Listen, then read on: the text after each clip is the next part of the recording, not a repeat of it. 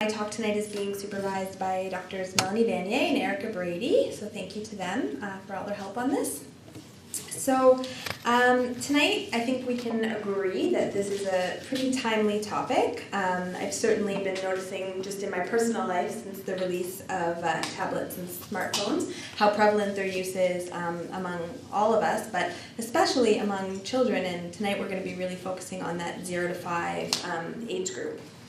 So when I was thinking about ideas, for this talk, it was late November, and I started noticing how many parents were talking about in my professional life and in my personal life getting their toddler a tablet for Christmas time. And I thought, really, that's a pretty high-ticket item for kids who are really, really young, and sort of became more interested in it, the topic. So in conversations with parents of young children, really I think a lot of people have been noticing frequent discussions around how drawn their preschoolers, their toddlers, and even their infants were to the glowing screens, and how much more easy access there is to them now. So while there's always been concerns related to television time, and even more recently images like this, computer time are becoming more common. We're now seeing images like this pop up more frequently, and the use of screens is much, much more pervasive.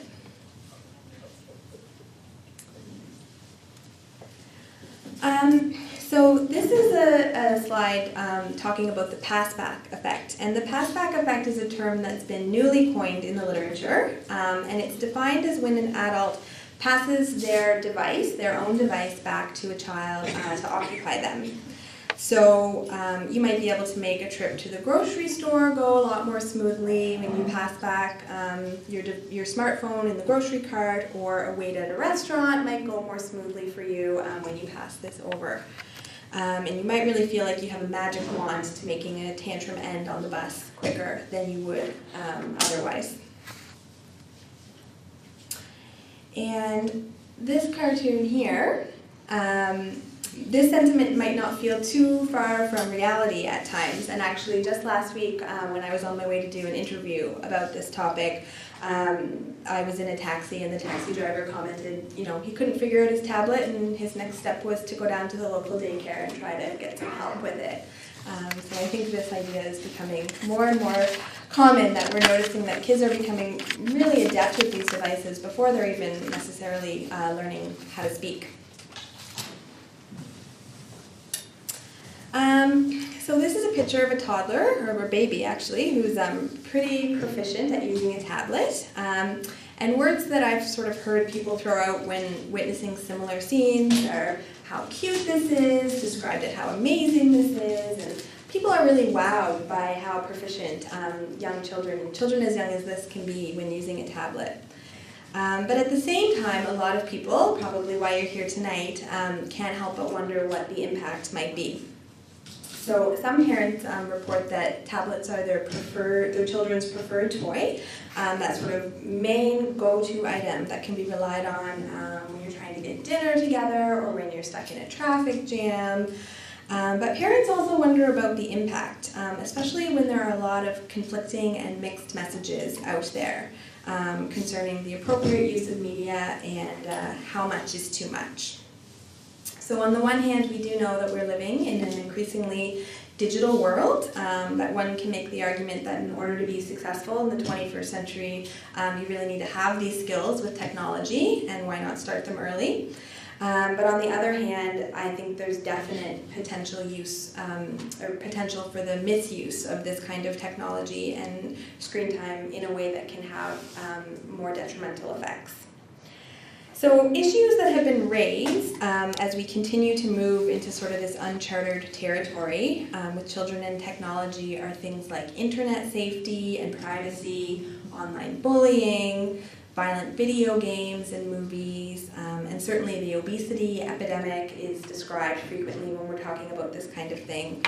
And honestly, I could give an hour-long talk on any one of those topics.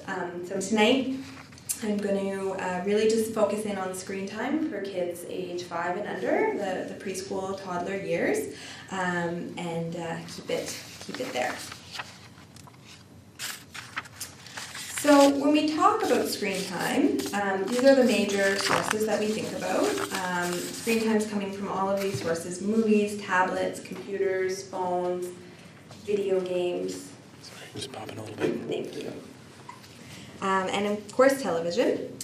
But within each of these sources, there are definite differences related to the content and the context of how these are used. So as we'll see tonight, it's really the consideration of the content and the context of how all of these decisions are being made related to screen time.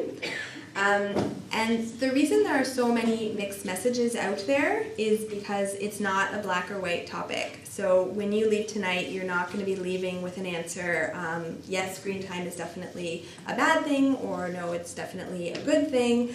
Rather, hopefully with just some ideas to help you make more informed decisions related to both the content and the context of electronic media.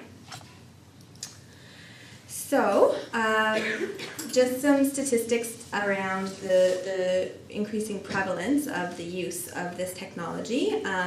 These are from American studies that have been done, but there are recent studies out that suggest that 6 to 23-month-olds are averaging 61 minutes of television. Welcome to Unified Conferencing. And that 47% of children under the age of 1 are averaging an hour of 2 hours of screen time a day. These are some pretty big statistics. We know that the marketing is happening towards this age group. By 6 months, an average family with a 6-month-old has an average of 4 baby DVDs on their shelf that they own. And by 18 months, this number rises to 7. And this one is particularly alarming. So 30% of 1-year-olds have a TV in their bedroom, and by age 4, that number goes up to 44%. So these are sort of numbers that speak to the increased prevalence and concern around this. And when we're thinking about who these things are targeted towards, this was an interesting study that was done in 2009. So 2009 was before the release of the tablet. So this was a content analysis of the top 25 selling apps that were in the education section on the iTunes store. And so these were primarily for use on your smartphone, on your iPhone. 36% of them were under the adult category, so targeted towards adults, 4% for high school students, 4% for junior high students, 8% for elementary school students, and a whopping 60% were geared toward the preschool age range of that top 25 selling apps in the education section alone. So there's no doubt that there's money to be made for companies who are targeting apps towards this age demographic. Okay, so the reason we are all here tonight is to try to gain some sense, some idea about what impact this is all having. So parents have lots of concerns. Common ones are how screen time can impact attention, learning, sleep, social skills, and behavior. And the reality is we don't have the quality of research that we would need to be able to provide a definite yes or no answer to these questions. So of course good research requires being able to have control over many real-world conditions that are difficult to manipulate. And it also requires us to follow kids who are using these over time, over long periods of time, to figure out the long-term effects. And these kinds of studies are difficult and expensive. But based on the research that we do have, so I've done a literature review to get ready for tonight, so I've tried to pull it together in a way that makes sense. So here I have some true or false statements that I'm going to work through tonight. I'm going to go through each of them to start and just get a show of hands if you think they're true or if you think they're false. Okay? So the first one is TV on in the background when children are playing has no effect on them. True? False? Mostly false. Okay. Too much screen time at a young age puts children at risk for later attention problems when they are older. True? Any false? Few? Kind of more split on that one? Okay, number 3. Passive screen time is bad, but when children are interacting with the screen, there are benefits. True or false? Okay, a little bit more mixed on that one too. Number 4, young children are too young to understand adult programs, so exposure to them has no effect. True or false? Okay, that one's more overwhelming for the false. And the last one, if the show, game, or app comes with the label educational, it will help my child learn. True or false? False, okay. So the answer to all of these questions, you might be surprised to learn have the same answer to all 5 statements, which is, it depends. So as every good scientist, and especially scientists who do work with humans on human behavior will tell you, the answer to all these statements is that it depends on certain conditions. It depends on how they're used, why they're used, when they're used, and with whom they're used. So that is kind of my trick question. Depends on what? So the focus that I'm going to keep coming back to tonight is that the effective screen time depends on 3 C's. And the concept of the 3 C's was not my idea, but was developed by an author who has spent a considerable amount of time reviewing the literature and describes the 3 C's, so the content, the context, and characteristics related to the individual child in this book. So in general, the impact of screen time depends on what is being viewed, so what is there really does make a difference. It refers to how it's being used, so the context of the when, the where, the why. And child refers to the specific individual child and factors related to that, including their age and their temperament. So now I'm going to return to each of the true and false statements and look at factors related to content, context, and the child within each of those statements. So the first one was TV on in the background when children are playing has no effect on them. So parents frequently observe that while they have the news on or a television program in the background, the child's not paying any attention, so it's not having any effect. It doesn't matter if it's on. So this was a study that I found really interesting where they brought children into a laboratory study, children ages 1 to 3, and they had them playing in a toy room either with the TV on, with an adult geared program on in the background, or they had them playing in the TV room with the toy off. And what they found was that although the children didn't show any outward signs that they were watching the television program or paying any attention to it at all, there was decreased length of time that they were interested in the toys that were available. There was more signs that they were having difficulty focusing on the play, increased amounts of distractibility, and decreased play quality. This was all coded through analyses. And more interesting than that, I think, when they repeated this study, they did it again, and they told the parents to just play as you would at home with your child, but again, they had the condition TV on or TV off. They found that the actual time when the TV was on, that the parents spent interaction with the child, was reduced by 1/5. And also that the quality of the interaction was reduced significantly. So parents weren't as attentive, they weren't as responsive, and the quality of the parent-child interaction was impacted by the parent's behavior as well. So why are these findings concerning, apart from what they found? A research study that was done in 2011, a survey that asked parents the question, when someone is at home in your household, how often is the TV on, even if no one is actually watching it? 40% of parents reported some of the time, 29% reported most of the time, and 10% reported all of the time. So background television is happening. It's happening in homes, it's in the kitchen, it's in the bedroom.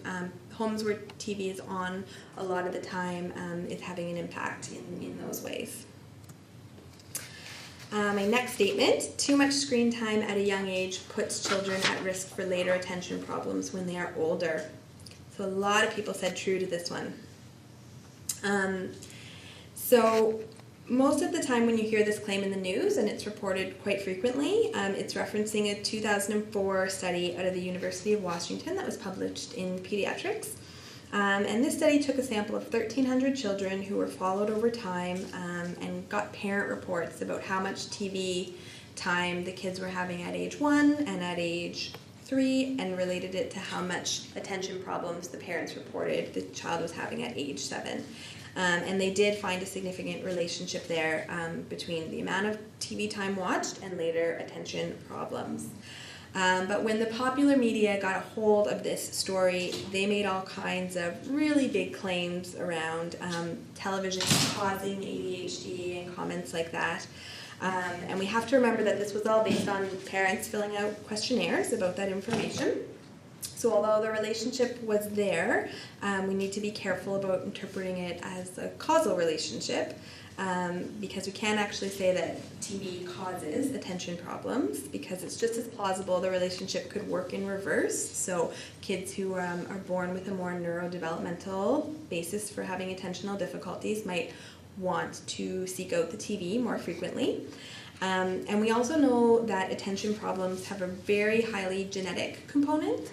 And we know that adults with ADHD seek out screen time more frequently. So it could just be that parents, that third factor is accounting for that relationship there. So parents who have attention difficulties are more likely to have the TV on and are more likely to report their children are exposed. So some caution warranted there between that relationship. This is another study, a 2011 study that was looked at in pediatrics, and this was a group of 4-year-olds that they brought into the lab who were randomly assigned to watch either a fast-paced show, so SpongeBob, what they labeled an educational show, which was Caillou, or to just draw using crayons and paper. And they did some attention tasks before these activities, and all of the kids had exactly the same amount of ability to pay attention. And then they engaged in each of these activities, so either SpongeBob, Caillou, or coloring for 9 minutes. And then after that, they did a lot of standardized attention tests, looking at focus and impulsive behaviors, those sorts of things. And the kids who were in the SpongeBob condition did significantly worse than the other two. There was no difference between Caillou and coloring, but SpongeBob's really, really impacting kids' ability to stay focused after they've watched it. And they really highlight in the article talking about how fast-paced it is and how quickly it moves and how there's not a lot going on there that's good for the developing brain. So they narrowed in on SpongeBob. So number 3, passive screen time is bad, but when children are interacting with the screen, there are benefits. So this is something that is talked about a lot, that when children are interacting with a game on a computer or tablet, there's more benefit than if they're just passive recipients of the information. And this is commonly talked about now. We're thinking about touch screens and the back and forth nature that can happen with a lot of those activities. So I probably don't need to tell you that this is a big place where content comes up, that there's going to be some interactive screen media that's better than passive, but depending on the content, you're going to have interactive activities that are not good or not age appropriate, where you're going to have passive ones that are.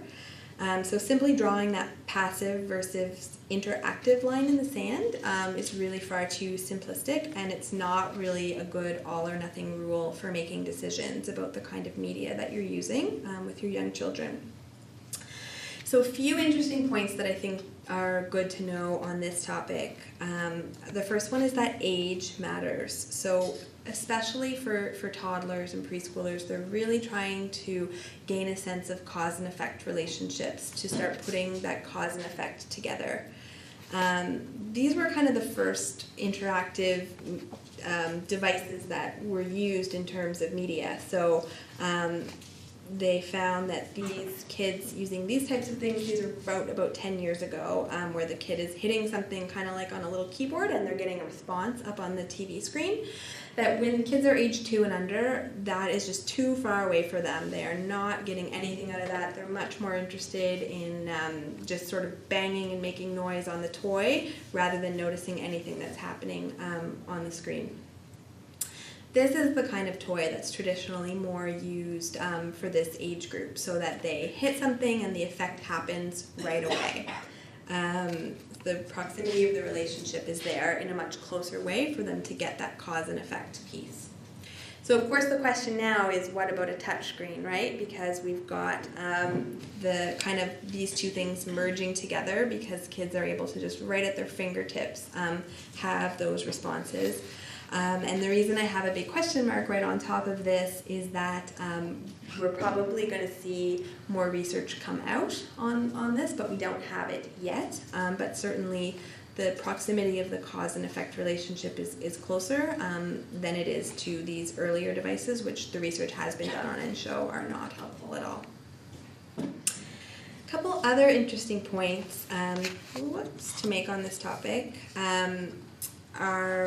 just wanted to draw your attention to a couple other points. So I thought this was a really interesting research study that looked at the quality of parent-child interactions when reading these interactive ebooks, like the one in this picture, versus traditional books. So these kind of ebooks that you see here, the story is the same, the language is the same on the bottom, but there are places where the child can touch and poke and get a response around the vocabulary word, or it'll make a noise or a sound. So they did a study where they brought families into the lab and had them in one or two groups reading the exact same story with either this kind of device or the traditional device. And in the electronic group, what they found was that the conversation between the parent and the child, so this is a shared book reading activity, was completely dominated by discussion related to the functioning of the device rather than the content of the story. So when they went back, they recorded the interactions between the parents and child reading their book together, and the parents with the electronic book in that category, the conversation was full of comments like, "Oh, don't press that button yet," or "Oops, you hit the mute button," or "The battery is dead and it needs to be plugged in, let's move over closer to the power outlet." Those kinds of comments were what was really taking over the parent-child interaction, and there wasn't a lot of focus on the content of the story or learning new words or those kinds of things. And so you can imagine these kinds of comments around volume and battery levels are not really helpful to emerging literacy skills. And when they repeated the study with 3-year-olds and they did some comprehension tests after, there was a very big difference between comprehension scores in the ebook condition versus in the traditional storybook condition. So that is certainly, so the comprehension scores around the 3-year-olds were much better able to answer questions around plot and story content when they had just had the traditional paper book. The second point that's really important to keep in mind is that even the most interactive game or app really still sets limits on kids' imagination. So even though I know that sometimes the choices really seem endless that kids can make as they're navigating through these stories, by the very nature of the fact that they were designed by a software company, there are limits in place there that just aren't there when a kid's kind of out in a sandbox or playing with blocks, those kinds of things. And also the kinds of responses that a child needs to learn and to have their learning expanded on. They need extra questions brought in by their parents. They're just not there with these devices. So even if they're getting feedback around, what is this? Is this a sun? Yes, it's a sun. It's not the same as having a parent say, and what is the sun, and what does it do, and where is it? And that more rich conversation that really facilitates learning just isn't there with these devices. Right. So this one, young children are too young to understand adult programs, so exposure to them has no effect. Most people said false for this one. But parents really often report that their child just doesn't seem bothered by moments of aggression or violence on TV, so adult programming is okay. But we know that as young as a few days old, infants really react to emotional information in their environment. And so the part of the statement which states children are too young to understand adult programs, that's definitely very true. But in this situation, we can think about that working against them. Because we know that really at the absolute earliest, age 4, but much later for a lot of kids, they don't start to, until that age, begin to realize that what they see on TV or a book might not happen in real life. So the fact that they don't understand what's happening, but that they're maybe feeling frightened or afraid by it, can have the opposite effect as what people are thinking when they make this kind of statement.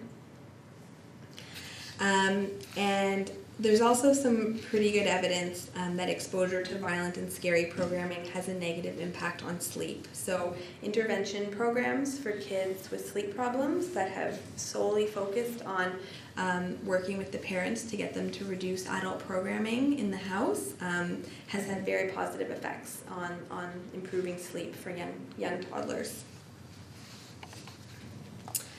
Another important point here is that you may see age recommendations on this kind of programming and think it's okay, but it's really also important to consider your individual child's temperament.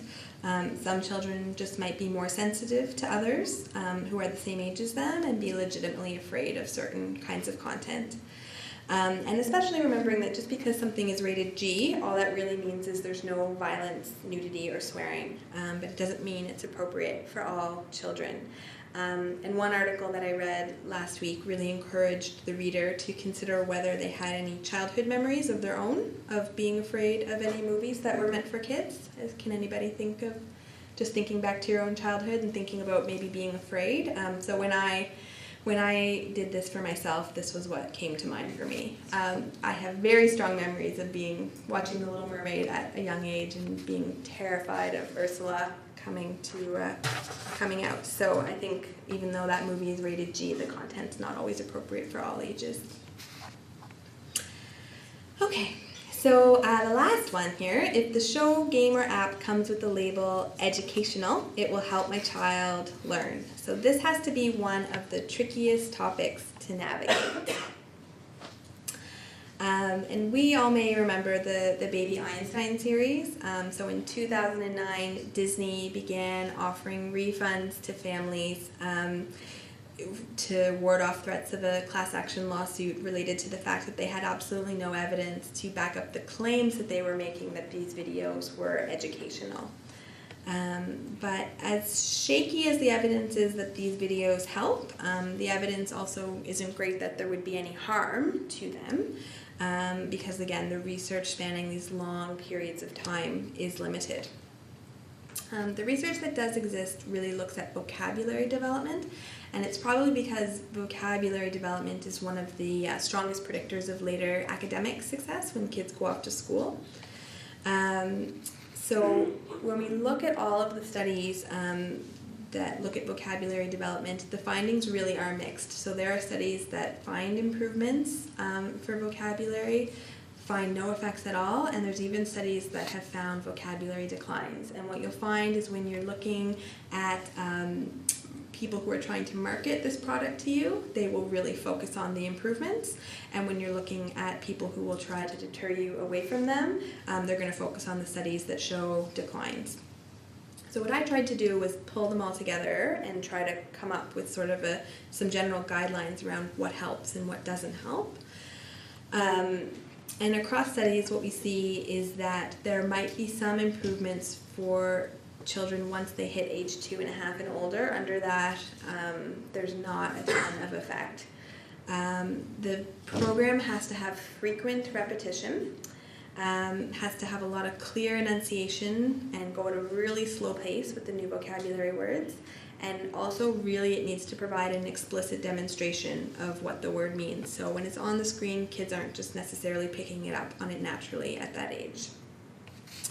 You're going to see no effect or vocabulary decline when there's no narrative storyline or when the child is too young to follow the storyline, and then whether it lacks any of the characteristics that are listed above. So I don't have time tonight to review every study and every detail of the research that's been done on this particular topic, but if I leave you with one definite take-home message from this piece, what we know is that consistent across studies, no matter what, the screen condition that they do is never going to outperform the caregiver-child interaction condition. So when they, try to see, when kids are, even if kids are learning new vocabulary words or learning something from the TV screen, it never does better than the condition where the child is learning with their caregiver.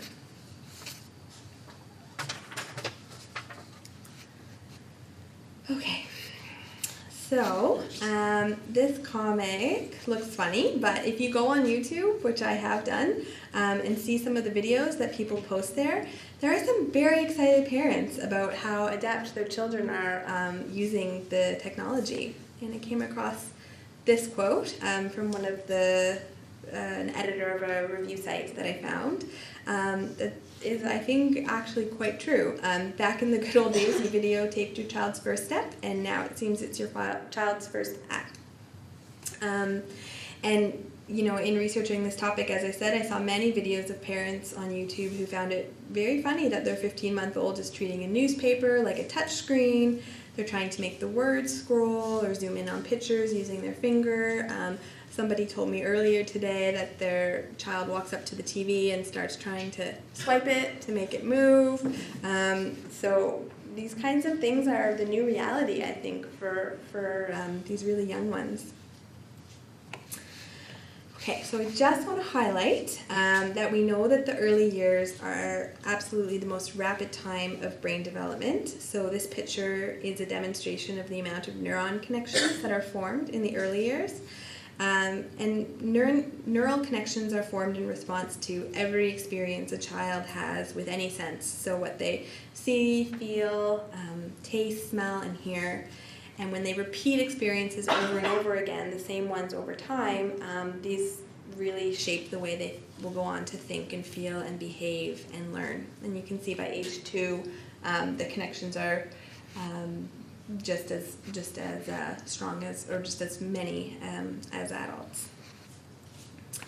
So here are a list of some of the things your preschooler is trying to figure out. So they're trying to learn problem-solving skills, social skills, fine motor, communications, creativity, emotion regulation, sensory development, language development, and gross motor skills. And it's through learning all these different skills that those really early brain connections are being formed.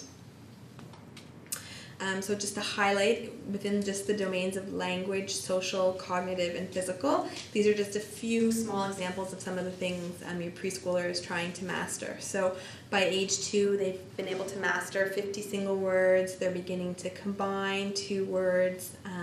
They're aware they're a separate individual. They're interested in interacting with other children, able to find hidden objects and starting to match colors and shapes.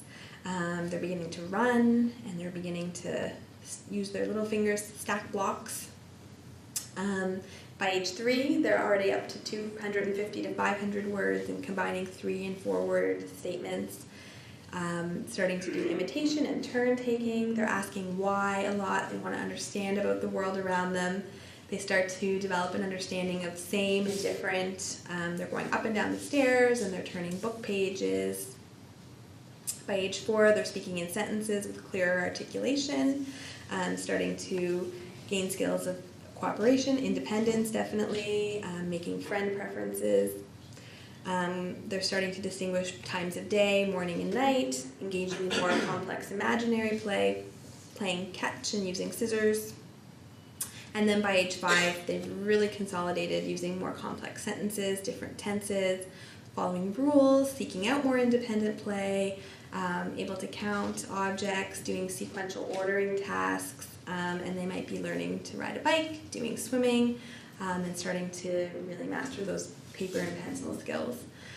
So this is just not to overwhelm you, but just to highlight all of the different things your preschooler is trying to learn. And what we know, we don't maybe have a ton of good evidence that they can learn a lot of these things from screens, but what we do know is that they learn these skills primarily through play, and that playtime is so important for the development of all of these skills.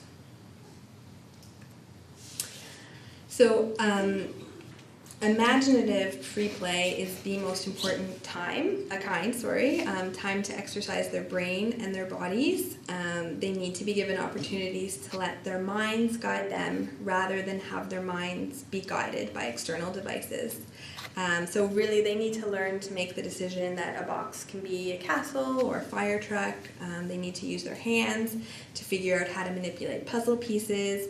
They need to have control about making a decision whether the block tower is done rather than having the app tell them your block tower is done, not have that decision made for them. And they also really need quality interactions with their caregivers who are attentive and responsive, who will follow their lead, who are curious about what they will do next, and who will encourage the use of all 5 senses. So one of the major concerns regarding the increase in the prevalence of screen time use is the time that it would take away from these type of activities. That's one of the biggest concerns that will come out. And if you read the guidelines of the Canadian Pediatric Society really carefully, that is their primary concern when they make these recommendations. So they recommend absolutely no screen time under the age of 2. They recommend less than an hour a day for age 2 to 4, and they recommend less than 2 hours a day for age 5 and up. And again, the primary concern is if kids are spending more than this amount of time on screens, what are they not doing as a result of it? So those are the recommendations, but we know that the reality is not always in line with those recommendations, right? We talked about the prevalence, we talked about all of that earlier tonight. So this is just to bring that point home. This is a 2010 study that surveyed parents of children aged 6 to 18 months and found that only 9% of them had a no TV policy. But what I thought was really interesting was that of those parents, of the 9% who reported they did have a no TV policy, they also did like a media diary where they filled out sort of how much they were using it every day, and half of those 9% had exposed their children to the TV or another screen the day before. So they concluded that this no screen time under age 2 is not being followed, even by parents who have adopted the policy. They're not following the policy. So my job here tonight is certainly not to instill a sense of guilt in anyone. Parenting is a tough enough job as it is, but rather to provide some information and tools to help you make the most informed choices that you can about becoming a screen smart family. So again, with becoming screen smart, we're returning now to these 3 areas: content, context, and factors related to your individual child that make a difference. So first, when it comes to content, all programs are certainly not created equal. So as a parent, you might feel confident in your ability to distinguish between, say, Family Guy and Toy Story. Maybe even you feel good about distinguishing between SpongeBob and Dora the Explorer. But the reality is that the choices out there can be truly overwhelming. So iTunes has right now over 700,000 apps on their store for sale. And as we saw earlier, a large percentage of these are geared towards young children. So how do you make a decision? These are some websites that offer some reviews of different, the content of different apps. They're quite comprehensive. I can come back to this later if people want to write it down. The one I'm going to focus in on right now, just to give you a sense of sort of what they're looking for when they're rating these programs, is commonsensemedia.org. So this website I find to be very comprehensive and quite user-friendly. So it's run by an organization called Common Sense Media, and just to give you an idea of what sorts of things they're making these ratings based on, of course they're first thinking about age. So this is a section that you would be able to click on to get an idea of things that would be appropriate for your child's age and get recommendations around that. If you have a program and you want to see if it's appropriate for your child's age, you can look it up and it will sort of give you a minimum age for which the content is appropriate. And they offer these color-coded ratings around green light would be okay for that age, yellow light would be proceed with caution depending on sort of the individual child factors that you know about your child, and red light would be not appropriate for that age.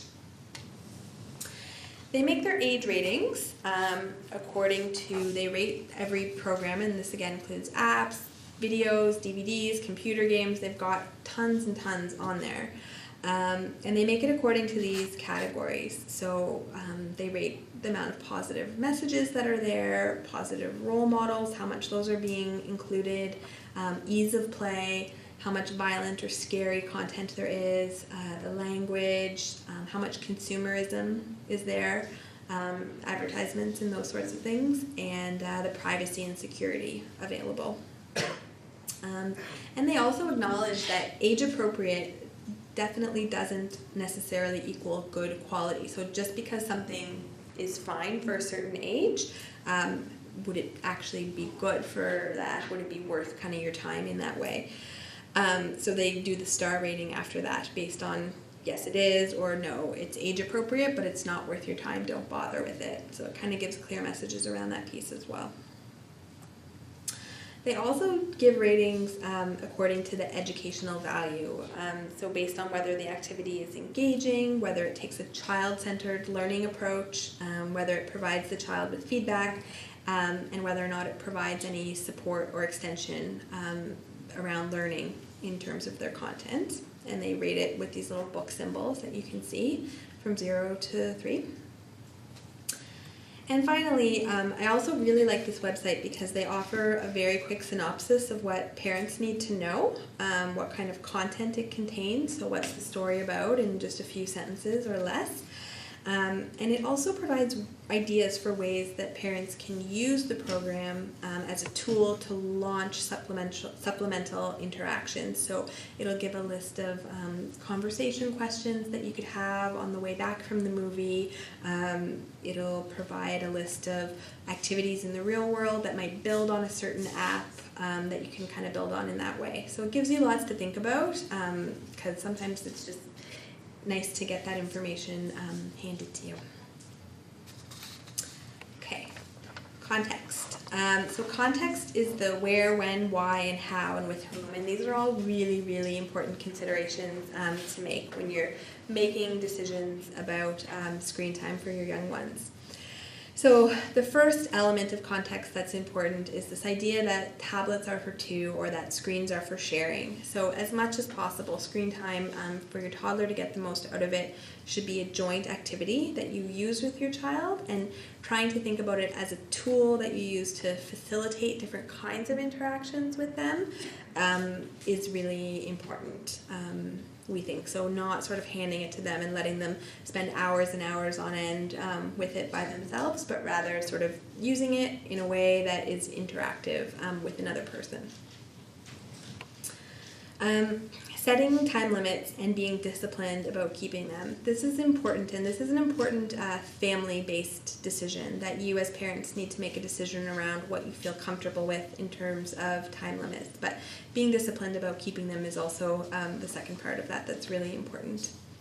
So we know that habits form very early, and that a different study, but this was of children aged 8 to 18, found that their recreation screen time average, this is not including homework or schoolwork or anything like that, was, if you're ready for this, more than 7.5 hours a day of screen time.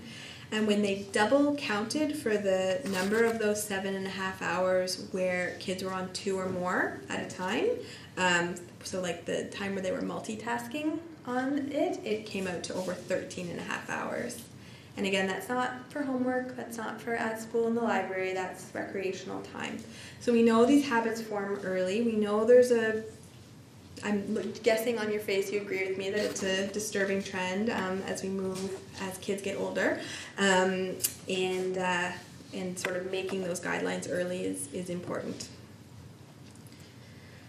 Pre-recorded shows, so DVRs, PVRs, on-demand kind of programming, or just videos and DVDs can be helpful in helping you set time limits, because it means that your child learns that here we are and we're going into our DVR and we're pressing play, and when the show's over, it's over. There's not feeding in right to another one automatically. So that can sort of be a helpful tool in knowing that when it's over, and helping your child learn that. And if you need help setting time limits, of course, there's an app for that. So the apps that will sort of allow you to set time limits on your tablets or your smartphone, so that a child, you can set ahead of time. You can download Screen Time, Media Time Manager, Game Time Limit, Time Lock. There's ones for Androids, Blackberries, all kinds of different ones that will allow you to sort of put a timer on. I like the ones that have a warning ahead of time, 5 minutes left, 4 minutes left, sort of building up to that transition that it's going to be time to put this away, and the screen will lock when it hits that time limit, so that can be helpful. Again, as I highlighted earlier, just being mindful of background television and the impact that it can have, even apart from just the impact it has on the quality of parent-child interactions and on the quality of play, just that extra noise in the background. There's other research that shows it makes it more difficult for kids to discriminate sounds when they're trying to learn language, when there's a lot of background noise. Keeping screens out of the bedroom and away from mealtime are really, really important rules that you can implement in your household to help sort of make this as much being mindful about the use of it as opposed to just sort of having it as a habit that you do. So we think out of the bedroom, away from bedtime, and away from mealtime are important. We really want to encourage children to develop a balance of coping skills. So ideally you want to raise kids who are able to occupy themselves when they're bored without needing a screen, so that they learn how to wait, how to be patient, and how to sort of entertain themselves without needing to rely on a device to make that happen. And they also need to learn emotion regulation skills, so thinking about ways that they learn how to self-soothe and regulate their emotions when they're upset without requiring a screen to be passed to them is important. And really what you're doing when you hand over their most preferred toy, when they are having behaviors that you don't want to see, if you're trying to get rid of them, you're actually really just reinforcing that behavior by passing it over. So it really actually just increases the chance that you're going to see the behavior that you don't want to see if you pass over a device to make it go away each time. And it's so important to remember that your child will learn their screen habits from watching you. So you really can't expect your child not to request your phone or your tablet at a restaurant if that's what you're constantly doing. And modeling that behavior is crucial. Your child learns from watching you. If all they know is that you pull out your phone during meal times, or you're emailing or texting during other times, then that's what they're going to believe is normal, and then that's what you can expect from them as well. So being careful around that is important. And then finally, I just want to leave you with a reminder, and I know parents forget this sometimes, but it's the absolute truth. You are the expert on your child, so when you're looking to use these extra kinds of websites to help you or that sort of thing, it's important to remember that the developmental age of your child might not always match their chronological age, so as much as you can, previewing the content ahead of time to see if you think it would be a good fit for their individual temperament, for their strengths, for their interest, is important. And as I said, this talk is simply to give you some tools and ideas of things to think about as you figure out how you want to make a personal decision to incorporate screen time into a healthy media diet for your family. So that's my talk, and we have some time for questions.